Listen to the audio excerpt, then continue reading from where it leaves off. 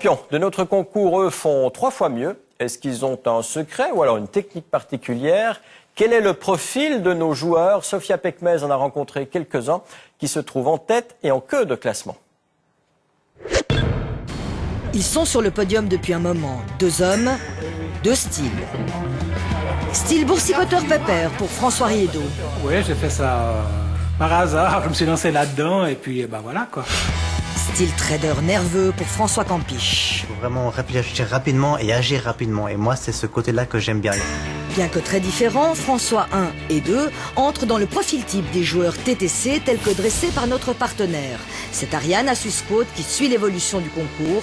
Elle relève quelques caractéristiques. Le concours est très masculin avec 85% d'hommes. Plus de 80% des joueurs ont entre 17 et 50 ans. Enfin, le domaine le plus représenté est celui de la banque, des finances. On voit ensuite des gens venant de l'informatique, des télécommunications, puis de l'administration publique. Actuellement 2e au classement, François Riedo répond à tous ces critères. Il travaille dans une banque vaudoise, c'est un garçon et il fête aujourd'hui, son demi-siècle. Sa participation au concours est décontractée, il y consacre une petite demi-heure par jour. Sa fille l'a poussé à jouer, sans doute pense-t-elle qu'il a du talent. Le talent, je sais pas, mais c'était certainement... Non, excuse-moi, papa, mais... Non, le talent, je sais pas, mais que ça pouvait l'intéresser, ça certainement, oui. En tout cas, François a une stratégie bien à lui. La bourse faisait n'importe quoi, j'ai décidé aussi de faire n'importe quoi. En fait, j'ai choisi les plus mauvaises actions, celles qui perdaient le plus, pour investir dessus en me disant qu'avec un peu de chance, ça va peut-être faire un gros boom. Son coup de poker se fait sur VV qui perd 20% en un jour et gagne quelques temps plus tard près de 300%. Baraka et Fiesta. On va passer à table. Ici, c'est plutôt jambon beurre. Étudiant en économie d'entreprise, François Campiche est 3e au classement. Pas question pour lui de se prendre une gamelle. Le concours est hyper important. Il est des fois très stressant. Et pour cause, son résultat sera jugé par ses professeurs et aura un impact sur sa note finale.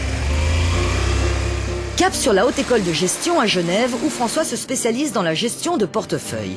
En début d'année, les étudiants en finance et gestion des risques ont reçu ce courriel. Participation obligatoire au jeu et note à l'arrivée. Mais est-ce raisonnable de noter un exercice boursier, donc aléatoire ? On essaye de leur inculquer le fait qu'il faut gérer le risque. Et donc c'est en ce sens que nous leur mettons une note sur le résultat du concours TTC. C'est-à-dire que tout participant au concours TTC, c'est un jeu, donc s'ils perdent, c'est pas grave. Par contre, nos étudiants, s'ils perdent, eh bien, ils assumeront les conséquences, c'est-à-dire qu'ils auront une moins bonne note. Ouh, ça rigole pas. Du coup, François bosse dur et beaucoup. En tout cas 1 heure par jour. Et pendant mes pauses à l'école, voire aussi 1 heure ou 2. Pendant le cours, il y a de la concentration, quelques filles, notre premier de classe et sa voisine qui court après une bonne note. Je ne suis pas en train de gagner, pas du tout, parce que j'ai investi en IBS, j'ai perdu presque 5%, quelque chose comme ça. Lui aussi, il se plante et en beauté. Sur 2500 participants, il est de 1494e. Pourtant, Patrick Girard avait des atouts. Une saine nature neuchâteloise, comme le boss.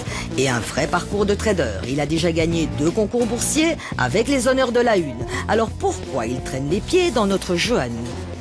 Bon, il s'est absenté 3 semaines, mais en plus, il a fait le mauvais choix. J'ai pris une société américaine qui s'occupe de radio et de publicité dans la radio.